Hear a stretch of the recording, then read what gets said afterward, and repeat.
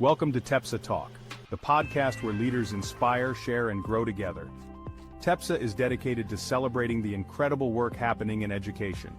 Each episode, we dive into meaningful conversations with leaders, change-makers, and innovators who are shaping the future of our schools. Whether you're looking for fresh ideas, encouragement, or a little spark to fuel your passion, TEPSA Talk is here for you. Imagine tuning in to hear how leaders are revolutionizing their schools, tackling challenges head-on, and fostering a culture of collaboration. Grab a coffee, hit play, and let's grow together. Welcome to TEPSA Talk. Hello, everyone, and welcome to another episode of the TEPSA Talk podcast. I'm your host, Todd Nesloney, the Director of Culture and Strategic Leadership here at the Texas Elementary Principals and Supervisors Association. We are thrilled each week to bring you different thought leaders from around the world, and today we have Miss Lainey Hanna on with us. Lainey, thank you so much for being here. Introduce yourself to everybody. First of all, thank you for having me. This is a very surreal year for all the things going on. I am assistant principal at Helena Park Elementary School in Nederland, Texas for Nederland Independent School District. I'm going to start my 17th year in education. I actually started out teaching secondary math and science in middle school. When I made the transition to admin role, I made that transition to elementary. So it's been fun. And she forgot to say, everybody listening, that she is also the Texas Assistant Principal of the Year. I mean, that's a huge thing, but we'll dive into that in a minute. But Lainey, I want to start with kind of your transition in education. I think I love hearing people's stories of when they knew administration might be a role for them. What was the experience like for you when you thought, I might want to step out of the classroom and try these kind of things? Well, starting in secondary, especially when I moved from another district into Nederland, I did get that first question from my assistant principal, and he was like, you really should pursue this. And absolutely not was my first response. There's no way I could do that. There's no way. And I think little by little, my principal at the time, Mr. Charlie Jellin, he just kept giving me more and more leadership opportunities, and got to be a part of our district kind of leadership team overall, from being a teacher in the classroom, but able to kind of see a different lens. And I think I realized at that moment that I felt like I could do this. I feel like I know a little bit of that avenue, and little by little, I kept kind of pursuing a little more of that. And I became kind of the, I guess you say, the RTI person that they kind of leaned on. And I was working hand in hand with Dr. Oganowski and our current superintendent at the time, and kind of another part of our district leadership team. And we got to revamp a program that didn't just happen on my campus, but it happened from high school, middle schools, and even elementaries. And I think that was my real deep dive into that. Okay, I can do this. And that's kind of when I decided to pursue my master's degree, and then kind of take that leap into, as some would say, the dark side of administration. So, well, you talk about how your experience as an educator was a lot with secondary. So what was that like stepping down into elementary? Did you have some of the nerves that sometimes people have when they're trying a whole new grade level band, or were you like, no, like I'm totally in, like let's try this? I would be lying if I said I wasn't nervous. Of course I was nervous. It's a whole different mindset. I think, but I was middle school. So even in middle school, you still kind of have that touch of, you have the kids that still kind of want to be felt as if they were grown up, but you also had some that still felt that they were, still the younger part. So, and I feel like middle school, I hear from every person, oh my goodness, there's no way I could ever teach middle school. I think you kind of find that age group you love, and you just hunker down with them, and I'm in it to win it kind of thing with those groups. But when I came to elementary, like every elementary school teacher, they supported me. They took me with open arms, just like they do every kid in the classroom. And I would never claim that I have all the answers. And I feel like they they know that as well, but they supported me, and I've loved every minute of it. So I was nervous, but it's been a great transition. Well, I know there's all types of administrators and educators listening to this conversation with all varying levels of expertise. And so, being in this role now for a little bit and learning the ins and outs and your people and all that, what is something that you really love about being an assistant principal? We are, especially at this age group, every age group is so different and their needs are very different. But understanding that just being there and listening to what those needs are, sometimes that's all they need. Because again, we'll never claim we have all the answers. And I'm definitely somebody that I know I don't have all the answers, but I think listening simply to what they need, that goes a long way.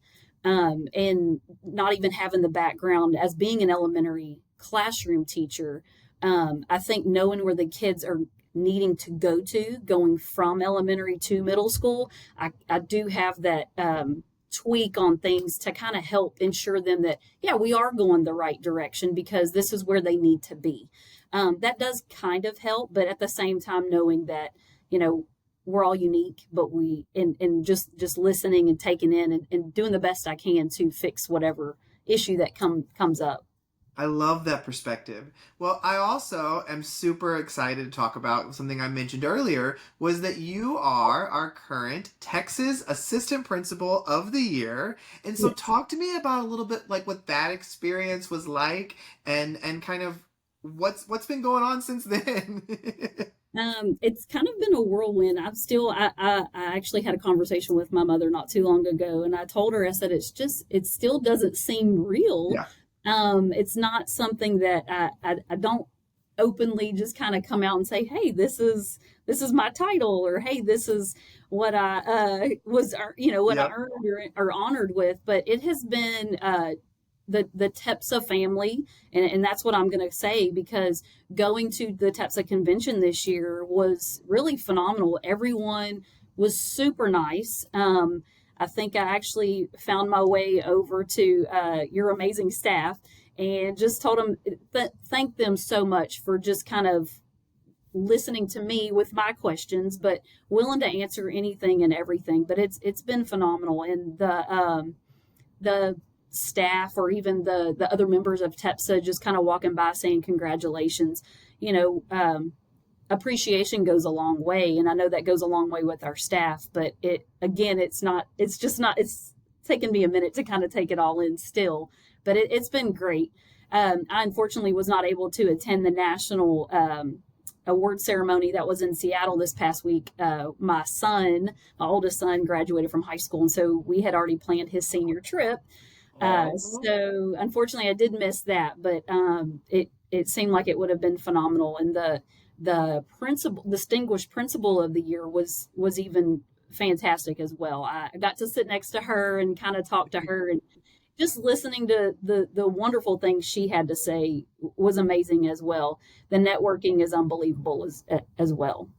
And I love that you share all this. And, I grew up in East Texas. I grew up near Nederland and Silsbee and some other areas around there. And so what I love is that sometimes we can hear these awards and think it's these huge districts and these big powerhouses and these people that are all over this or that or connected here or there. But the reality is so many of y'all are doing so many incredible things.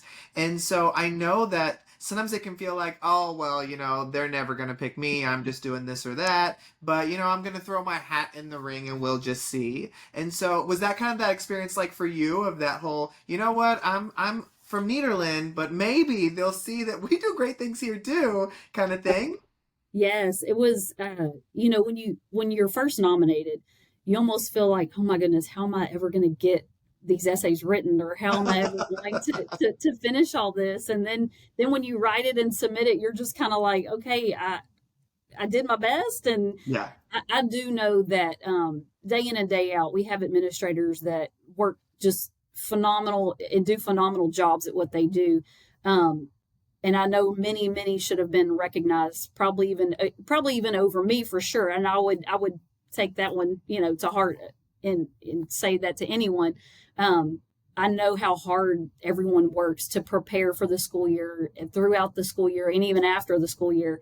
Some of us don't even get a summer break, as you know, as they say, educators get a fantastic summer break.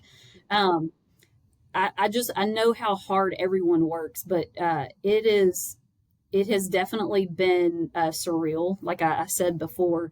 But when I submitted my application for it, I immediately thought, well, I gave it my best shot, and this is me, and I hope for the best. It was just an honor to be nominated.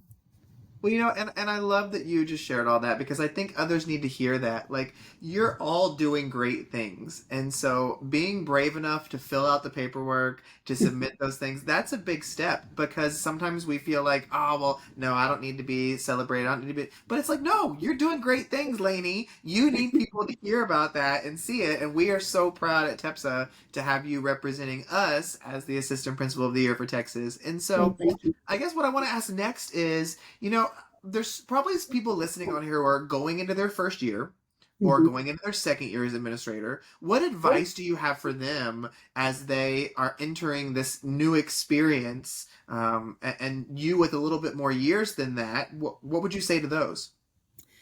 Um, every year has come with its own theme, I guess you could say.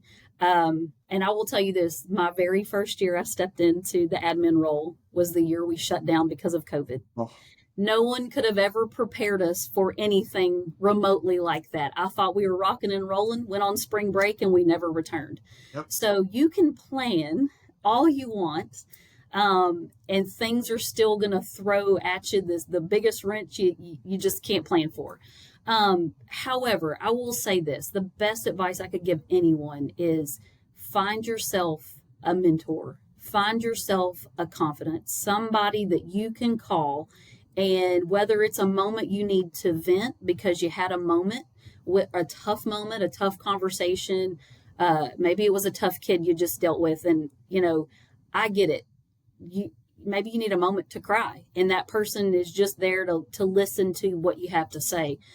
But it's find somebody that you can call to ask those questions, bounce off ideas, whether it's your actual campus principal, a neighboring assistant principal from another district, but be open to finding somebody because you're not in this alone. There's so many of us, and there's so many things that we've never navigated ever in education before that goes on each and every year, because the next year after that COVID shutdown year, we went into what we call virtual.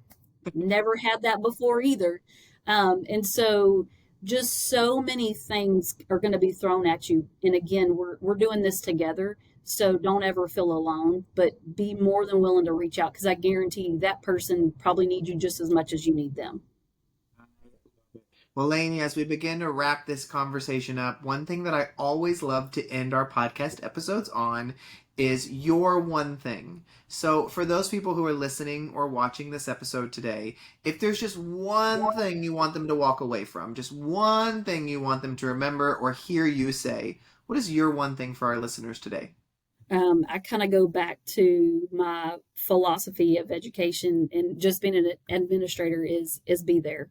Relationships are such a big thing to help us all, whether it's survival or flourish in all of this. Is be there because you're going to need that person too one day, and so build those relationships, but just simply be there.